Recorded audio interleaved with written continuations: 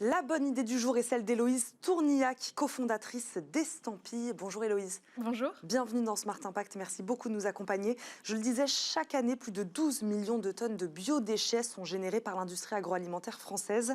Votre entreprise a donc voulu donner une seconde vie à ces ressources naturelles en les transformant en cosmétiques. Elle proposera d'ailleurs, je le disais aussi, cet été une première gamme issue de produits du vin qui là aussi génère 2,2 millions de tonnes de résidus tous les ans. Héloïse Tournillac, expliquez-nous comment vous est venue cette idée exactement.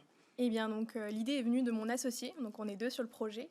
Et mon associé a fait des études en biologie végétale. Et donc, à la suite d'un stage en recherche sur le marc de raisin, elle s'est rendue compte de l'intérêt des propriétés du marc de raisin, qui sont très riches en polyphénol. Ce sont des molécules qui sont très antioxydantes. Donc, elles permettent pour les peaux un peu matures de garder un éclat. Et pour les peaux jeunes, de lutter contre le stress, la pollution et l'environnement extérieur de manière générale. Et à partir de ce constat-là, on s'est dit, en fait, ce qu'il n'y a pas aussi dans d'autres industries, des coproduits, donc des pertes, qui auraient aussi des intérêts en cosmétique. Et à partir de là, on s'est rendu compte qu'il y avait des intérêts dans la bière, dans le vin, dans le chocolat, dans énormément de domaines.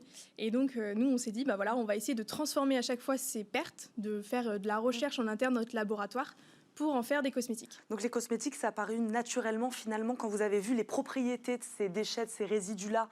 Oui. C'est pas vous qui avez décidé de partir sur des cosmétiques, c'est finalement en faisant des recherches et en se rendant compte que ça avait des propriétés pour cet effet-là particulièrement. Exactement. En fait, les propriétés étaient tellement fortes pour la peau et il y a tellement de propriétés différentes en fonction des coproduits que les cosmétiques se sont un peu imposés d'eux-mêmes.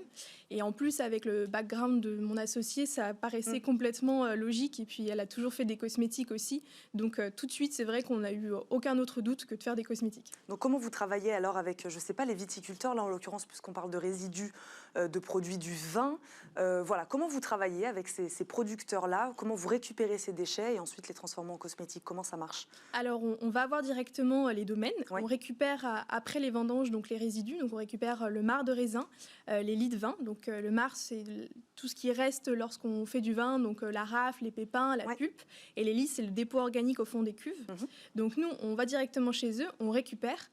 On les apporte dans notre laboratoire interne, on est situé en Ardèche, et on les transforme premièrement en matières premières. On ne peut pas directement les utiliser telles quelles en cosmétique, donc on les transforme en extraits végétaux ou huiles essentielles, et ensuite on les retransforme pour fabriquer nos cosmétiques avec. Donc quel cosmétique alors? Donc là, pour notre première gamme issue de domaine viticole, on a donc un savon visage, une huile visage et une crème visage, sachant qu'on est assez fiers de notre huile visage puisque 90% des ingrédients sont issus de la vigne, ce qui est absolument énorme pour de la revalorisation.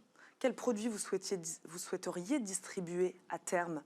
À terme, on veut vraiment élargir une gamme en fonction des propriétés et de nos collaborations, sachant qu'on a un modèle qui est un petit peu particulier.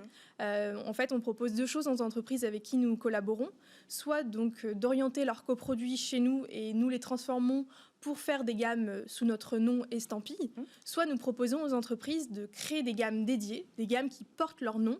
Et dans ces cas-là, nous co-créons avec l'entreprise et c'est elle-même qui choisit si elle veut faire une crème pour les mains, une huile visage, une huile pour les pieds. Et on développe complètement avec elle en fonction de ses pertes et en fonction de son image. On a vraiment sur ces deux créneaux assez différents. Comment vous êtes distribué aujourd'hui? Pour l'instant, on est en campagne de crowdfunding. Donc on est sur KissKissBankBank jusqu'au 31 juillet. Et à partir du 1er septembre, on va aussi avoir un e-shop en interne. On va vendre également par nos partenaires. Donc on travaille par exemple avec le domaine Combier, donc à côté de chez nous. Et lui, il va vendre dans son caveau et par son biais de canaux de distribution nos produits. Donc c'est encore là où on est un petit peu original, puisqu'on va retrouver en fait des cosmétiques. Vous allez acheter votre bouteille de vin préférée et en fait, vous pourrez acheter une crème visage qui sera faite à partir des résidus de cette bouteille. Héloïse Tournillac, dernière question. Là, on a parlé donc des résidus, des produits du vin. Plus globalement, on a parlé des biodéchets générés par l'industrie agroalimentaire. Est-ce qu'on peut imaginer d'autres biodéchets? Est-ce que vous travaillez déjà sur la question aussi? Oui, exactement. Oui. On commence à regarder, par exemple, on s'est rendu compte que dans la céramique qui est faite de manière responsable, il y a aussi des biodéchets.